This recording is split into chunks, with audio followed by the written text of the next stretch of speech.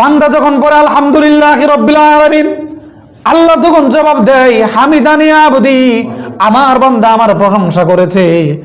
বান্দা যখন আবার পড়ে আর রহমানির রহিম, আল্লাহ তখন জবাব দেন আসনা আলাইয়া আবদি, আমার বান্দা আমার গুণাগুণ প্রকাশ করেছে।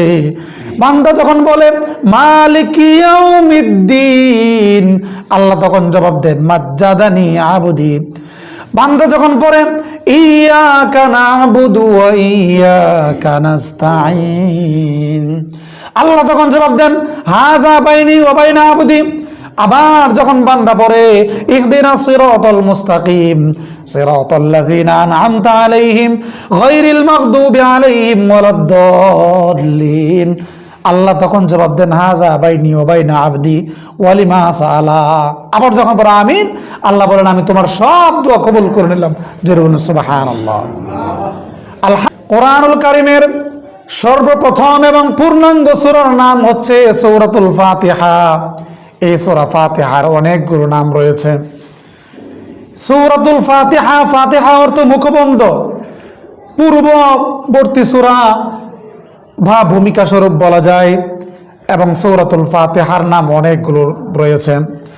আল্লামা জালালউদ্দিন সৈয়দী রহমাতুল্লাহি আলাইহি আল ইতকান কিতাবের মধ্যে প্রায় 500 নাম উল্লেখ করেছেন। এই সূরা আল্লাহ রাব্বুল আলামিন সবার আগে পূর্ণাঙ্গ রূপে নাজিল করেছেন। এই সূরা সূরাতুল ফাতিহা, আত-তানজিল, আল ফুরকান, আর রুকিয়া, সাবউল মাসানি, এগুলো হচ্ছে গুরুত্বপূর্ণ নাম। আল্লাহ তাআলা সূরা হুজরাতের মধ্যে বলেছেন ওয়ালাকাদ আতাইনাকা সাবআম মিনাল মাসানি ওয়াল কুরআনাল আযীম, আমি আপনাকে সাবউল মাসানি 7 আয়াত বিশিষ্ট সূরা আপনাকে দান করেছি। জোরে বলুন সুবহানাল্লাহ। এই সূরার আরেকটি নাম হচ্ছে সূরাতুর রুকিয়া, অর্থাৎ ঝাড়ফুঁক করে রোগ ভালো করা।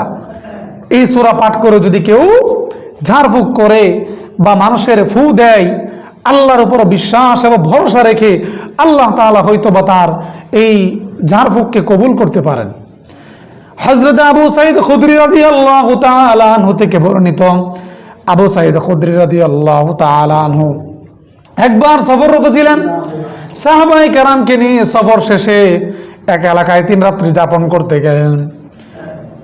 এলাকাবাসীর কাছে গিয়ে সাহায্য চাইলেন, কিন্তু তারা তাদেরকে সাহায্য করলো না।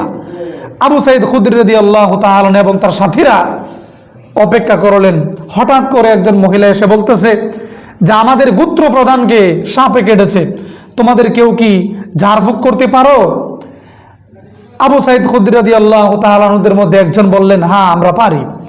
একজন গিয়ে সূরা ফাতিহা পড়ে ঝাড়ফুঁক করলেন, তাদের গোত্র প্রধান ভালো হয়ে গেল। জোরে বলেন সুবহানাল্লাহ।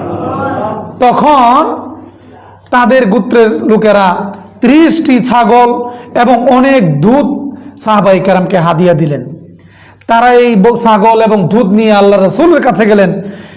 আল্লাহ রাসূল তাদেরকে জিজ্ঞাসা করলেন তোমরা কিভাবে বুঝলে যে ভালো হবে?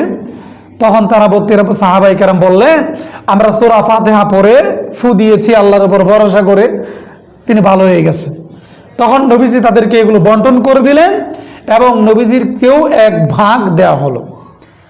তো যত বিপদ আপদ আসে, যত সমস্যা যেগুলো ডাক্তার দ্বারা সম্ভব নয়, সেই ক্ষেত্রে আমরা সূরা ফাতিহা পাঠ করে আল্লাহর কাছে আশা করতে পারি যে আল্লাহ তাআলা এই রোগ বালাই থেকে মুক্ত করে দেবেন। এই সূরার আর অনেক ফজিলত রয়েছে।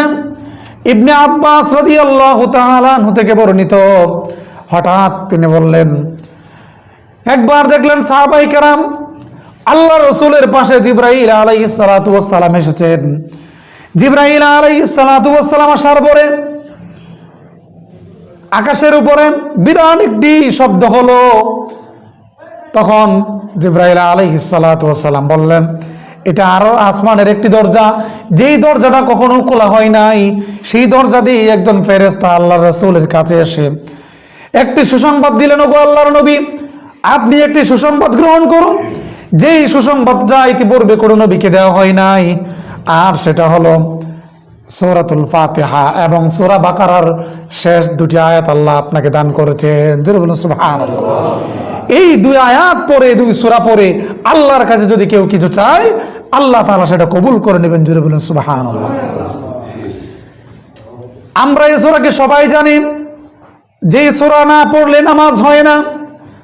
আল্লাহ রাসূল সাল্লাল্লাহু আলাইহি ওয়াসাল্লাম বলেছেন, লা সালাতা লিমান লাম ইয়াকরা বিফাতিহাতিল কিতাব। যেই ব্যক্তি সূরা ফাতিহা পাঠ করে না, তার নামাজ আল্লাহ কবুল করেন না।